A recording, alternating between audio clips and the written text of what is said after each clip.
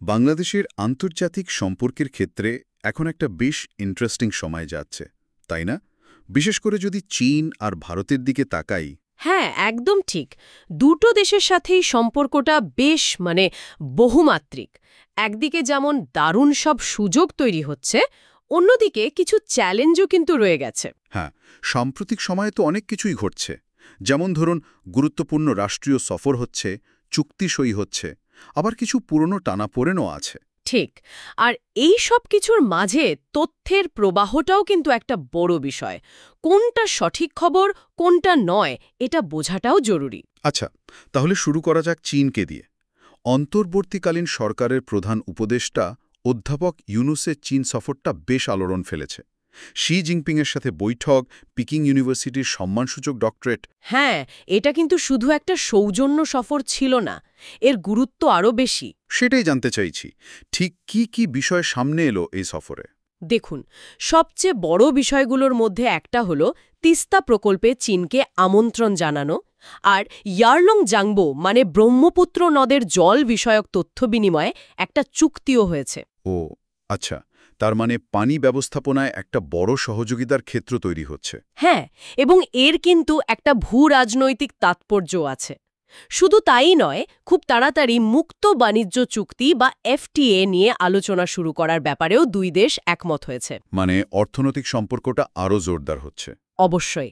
Belt and road initiative বা BRI এর সহযোগিতা আরও বাড়ানোর কথা হয়েছে। মোংলা বন্দরের আধুনিকায়নে চীনা কোম্পানির অংশগ্রহণকে স্বাগত জানানো হয়েছে। চট্টগ্রামে চীনা অর্থনৈতিক অঞ্চল নিয়েও আগ্রহ দেখানো হয়েছে। বাপরে, অনেকগুলো বড় পদক্ষেপ একসাথে। ঠিক তাই। এর সাথে আরও ধরুন, অর্থনৈতিক ও কারিগরি সহযোগিতার চুক্তি হয়েছে। আবার সাহিত্য, সংস্কৃতি, মিডিয়া, খেলাধুলা, স্বাস্থ্য এই সব নিয়েও 8টা সমঝোতা স্মারক সই হয়েছে। তার মানে সম্পর্কটা বেশ দ্রুতই গভীর হচ্ছে।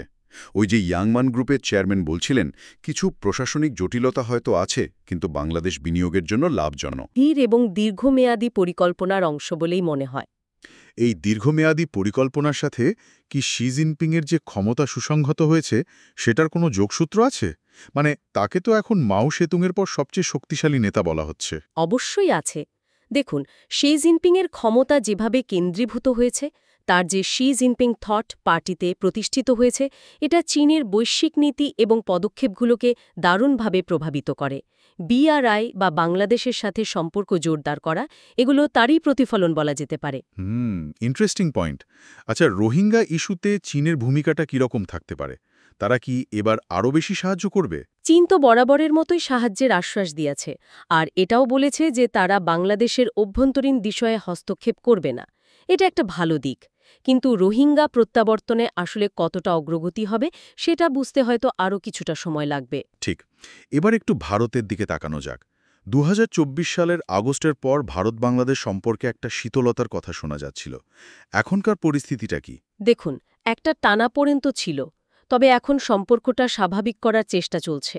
যেমন ধরুন, এপ্রিলে ব্যাংকে প্রধান উপদেষ্টা ইউনুস আর ভারতের প্রধানমন্ত্রী মোদির মধ্যে যে বৈঠকটা হলো। হ্যাঁ, ওটাকে তো গঠনমূলক বলা হয়েছে রিপোর্টে। ঠিক, সেখানে কিন্তু সীমান্ত হত্যা, তিস্তা গঙ্গার পানি বণ্টন, সংখ্যালঘুদের নিরাপত্তার মতো পুরানো কিন্তু খুব গুরুত্বপূর্ণ বিষয়গুলো নিয়ে আলোচনা হয়েছে। কিন্তু এর মধ্যে তো আবার ডিসেম্বরে আগরতলায় বাংলাদেশ মিশনে হামলার মতো ঘটনাও ঘটল। হ্যাঁ, সেটা একটা খুবই দুঃখজনক ঘটনা। যদিও ভারত দ্রুত দুঃখ প্রকাশ করেছে এবং নিরাপত্তা বাড়ানোর আশ্বাসও দিয়েছে, কিন্তু এটা প্রমাণ করে যে কিছু অস্বস্তি বা সমস্যা রয়েই গেছে। যেমন ধরুন ফারাক্কা বাঁধের বিষয়টা, সীমান্তে বিএসএফের গুলি, অবৈধ অভিবাসন, এই পুরনো ইস্যুগুলো তো আছেই, তাই না? একদম। এগুলো সম্পর্কের ক্ষেত্রে দীর্ঘদিনের চ্যালেঞ্জ। আর এর সাথে কি ভারতের অভ্যন্তরীণ কিছু বিষয়, যেমন ধরুন নাগরিকত্ব সংশোধনী আইন বা সিএ কিংবা হিন্দুত্ববাদের উত্থান, এগুলো কি বাংলাদেশে ভারত নিয়ে কোনো নেতিবাচক ধারণা তৈরিতে ভূমিকা রাখছে? কিছু বিশ্লেষণে তো সেরকমই বলা হচ্ছে। ভারতের কিছু অভ্যন্তরীণ নীতি বা রাজনৈতিক ধারা যে বাংলাদেশে ভারত সম্পর্কে একটা ভিন্ন বা কিছুটা নেতিবাচক ধারণা তৈরিতে প্রভাব ফেলছে, এটা অনেকেই মনে করছেন। অথচ অর্থনৈতিকভাবে দেখলে দুই দেশ তো ভীষণভাবে একে অপরের উপর নির্ভরশীল। অবশ্যই। দ্বিপাক্ষিক বাণিজ্য দেখুন, $10 বিলিয়ন বেশি।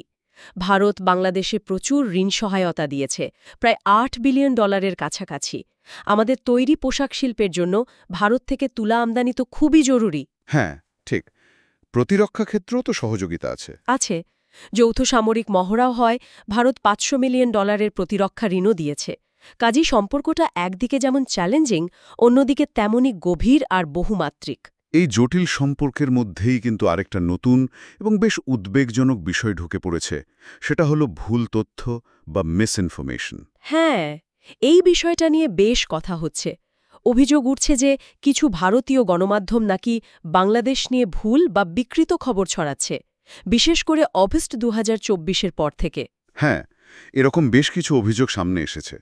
উদাহরণ হিসেবে বলা যায়, ধরুন বাংলাদেশে ট্রাম্প সমর্থকদের গ্রেফতার করা হয়েছে এমন খবর, বা ভারতীয় টিভি চ্যানেল বন্ধ করে দেওয়ার গুজব। তাই নাকি? হ্যাঁ, এমনকি প্রতিমা বিসর্জনের সময় মন্দিরে হামলার পুরনো বা অন্য কোনো দেশের ভিডিও ব্যবহার করার মতো ঘটনাও নাকি ঘটেছে। ফ্যাক্ট চেকিং সংস্থা রিউমার স্ক্যানার এরকম অনেকগুলো দাবিকে ভুয়ো বলে প্রমাণও করেছে। এটা তো আসলেই একটা সিরিয়াস ব্যাপার। খুবই সিরিয়াস। শুধু তাই নয়, দেখুন মাইক্রোসফটের সমীক্ষা বা ওয়ার্ল্ড ইকোনমিক ফোরামের রিপোর্টেও কিন্তু বলা হয়েছে যে বিশ্বে ভুল খবর ছড়ানো বা তথ্যের বিকৃতি ভারতে একটা বড় ঝুঁকি। ও আচ্ছা। হ্যাঁ, আর এর পেছনে জাতীয়তাবাদী আবেগ এবং সোশ্যাল মিডিয়ার, বিশেষ করে হোয়াটসঅ্যাপের ব্যবহার একটা বড় ভূমিকা রাখছে বলে অনেক প্রতিবেদনে উঠে এসেছে। এটা কিন্তু দুই দেশের সম্পর্ককেও প্রভাবিত করতে পারে। তাহলে সব মিলিয়ে যা দাঁড়াচ্ছে, বাংলাদেশকে এই মুহূর্তে চীন এবং ভারত দুটো দেশের সাথেই খুব সাবধানে পা ফেলতে হচ্ছে। একটা ভারসাম্য বজায় রাখাটা খুবই জরুরি। একদম। একদিকে চীনের সাথে বিশাল অর্থনৈতিক সম্ভাবনার হাতছানি, অন্যদিকে ভারতের সাথে ঐতিহাসিক এবং জটিল সম্পর্ক, যার মধ্যে কিছু টানাপোড়েনও আছে। আর এই পুরো প্রেক্ষাপটের উপর ছায়া ফেলছে ভুল তথ্য আর অপপ্রচারের ঝুঁকি। ঠিক। সেজন্যই যে কোনো খবর পাওয়ার পর সেটার সত্যতা যাচাই করে নেওয়াটা এখন আগের চেয়ে অনেক বেশি গুরুত্বপূর্ণ হয়ে গেছে। এই যে একটা পরিবর্তনশীল ভূ-রাজনৈতিক পরিস্থিতি আর তথ্যের এই গোলকধাঁধা, এর মধ্যে দিয়ে সঠিক পথ খুঁজে বের করাটাই এখন সবচেয়ে বড় চ্যালেঞ্জ। একদম। আর এখানেই বোধহয় আজকের আলোচনাটা শেষ করার আগে একটা প্রশ্ন রেখে যাওয়া যায়। এই যে এত দ্রুত সব বদলে যাচ্ছে, এত তথ্যের ছড়াছড়ি, এর মধ্যে দাঁড়িয়ে এই অঞ্চলের দেশগুলো কিভাবে একে অপরের প্রতি অবিশ্বাস কমিয়ে বিশ্বাস বাড়াতে পারে, কিভাবে স্থিতিশীল উন্নয়নের পথে একসাথে হাঁটা যায়, প্রশ্নটা রইল ভাবার জন্য।